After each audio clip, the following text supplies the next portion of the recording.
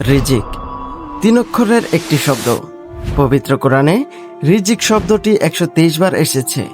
প্রায় প্রতিবারই উল্লেখ করা আছে যে রিজিক একমাত্র আল্লাহর পক্ষ থেকেই আসে।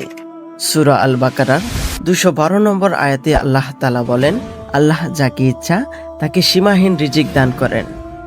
সমস্যা হলো আমরা রিজিকের আসল অর্থটাই বুঝতে পারি না। রিজিকের মানেটা কিন্তু অনেক ব্যাপক, অনেক গভীর। রিজিকের সর্বনিম্ন স্তর হচ্ছে টাকা, পয়সা, অর্থ এবং সম্পদ। এর সর্বোচ্চ স্তর হচ্ছে শারীরিক এবং মানসিক সুস্থতা ও সর্বোত্তম স্তর হচ্ছে পুণ্যবান স্ত্রী এবং পরিশুদ্ধ নেক সন্তান। এবং রিজিকের পরিপূর্ণ স্তর হচ্ছে মহান আল্লাহ তাআলার সন্তুষ্টি। তাই রিজিক কখনো এক পক্ষের লাভ তো অন্য পক্ষের ক্ষতি এমন কোনো সিস্টেম নয়, যার ফলে কেউ যদি 5,000 টাকা বেশি আয় করে আপনার ভাগ কমে যাবে না, বরং আপনি কমাই করলেও আল্লাহ তাআলা রহমত দিয়ে সে অল্পতে আপনাকে শান্তি এনে দিতে পারেন। আরবি ভাষায় এই অবস্থাকে বলা হয় হিকমা, যার অর্থ প্রজ্ঞা।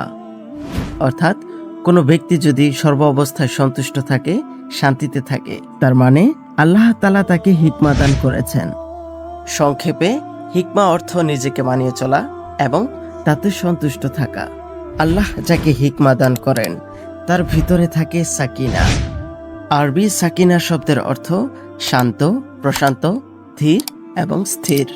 ধরুন টেবিল ভর্তি খাবার, অথচ আপনি প্রত্যেকটা খাবারের দোষ খুঁজে বের করছেন, পেট ভরে খেতে পারছেন না, কেননা আপনাকে সম্পদ তো দেওয়া হয়েছে কিন্তু হিকমা দেওয়া হয়নি, যার ফলে আপনার ভিতরে কোনো সাকিনা নেই। আবার ধরুন আপনাকে হিকমা দেওয়া হয়েছে, যে জন্য আপনি আলুর ভর্তা আর ডাল দিয়ে পরম প্রশান্তিতে পেট ভরে খেয়ে উঠে বলে উঠবেন আলহামদুলিল্লাহ। সত্যি বলতে আমাদের এই বোঝাপড়ার অভাবেই হিংসে জন্মায়। একজন এগিয়ে গেলে আরেকজনের মন খারাপ হয়ে যায়, অথচ হাদিসে আছে তোমরা একে অপরের মধ্যে হিংসা করো না। মুসলিম শরীফ হাদিস নাম্বার 2563।